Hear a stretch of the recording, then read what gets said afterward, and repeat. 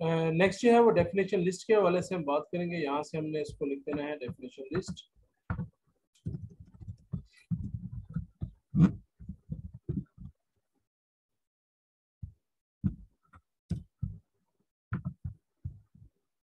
यहाँ से हम कॉपी करते हैं और यहाँ पर पेस्ट करते हैं।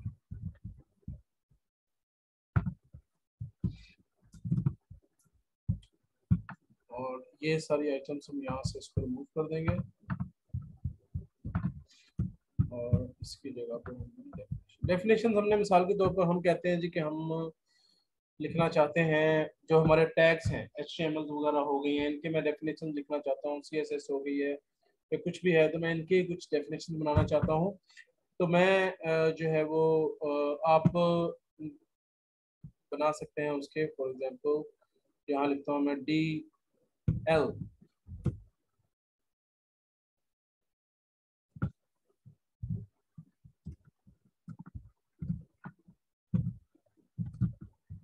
ये DL का टैग हो गया, डेफिनेशन लिस्ट आ गई। इसके अंदर हमने लिखना है DT।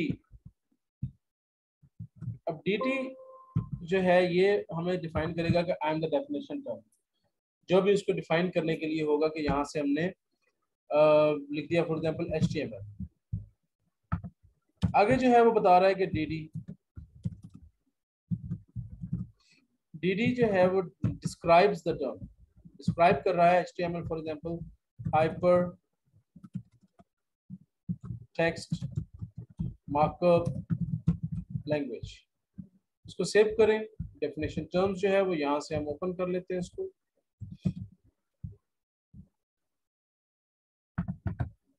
डेफिनेशन लिस्ट को जो है यहाँ से हमने ओपन किया।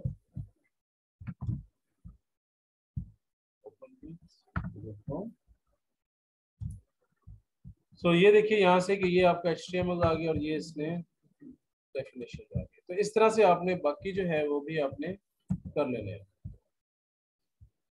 इसी के अंदर आप मजीद जितने भी चाहें आप डेफिनेशन, डिक्शनरी की कोई भी एक पेज जो है ना वो आपने बना लेना है। उसकी आपने डेफिनेशन लिखनी है, ऊपर डिफाइन करना है उसको और नीचे उसकी डेफिनेशन कंप्लीट होनी चाहिए। इंग्लिश टू इंग्लिश जो होगी आपकी, तो वो इस तरह से शो होगा। यहाँ इनको बोल्ड, इटैलिक, अंडरलाइन वो उसी तरह से फॉर्मेट दे सकते हो जिस तरह से आप एक नॉर्मल जो है वो पेज को भी आप करते हो।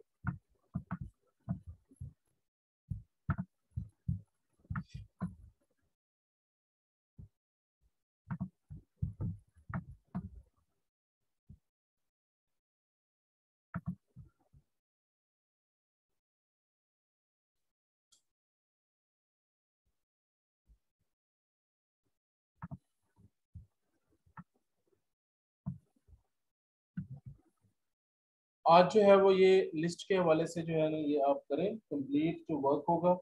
इसमें आप मुझे कोई ना कोई MCQ जो वाला पेपर जो है वो आपने बनाकर देना है, जो आपकी असाइनमेंट होगी इसमें।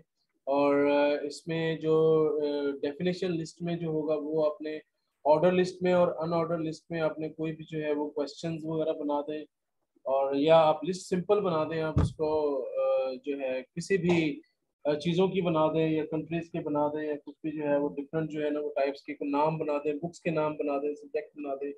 वो आपने अनऑर्डर और ऑर्डर लिस्ट में वो दोनों बनानी है। और दूसरा जो वर्क होगा आपका वो ये होगा कि आपने जो डेफिनेशन लिस्ट में डिक्शनरी का कोई भी पेज जो है ना वो एक आपने एटलीस्ट 20 जो डेफिनेशन डिफाइन करनी होंगी ना वो आपने बना कर देनी है। ठीक है।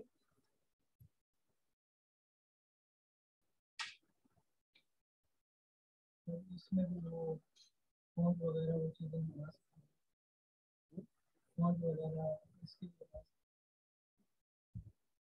जी फ़ॉन्ट का इंशाल्लाह मैं कल बताऊंगा, फ़ॉन्ट के हवाले से बताऊंगा।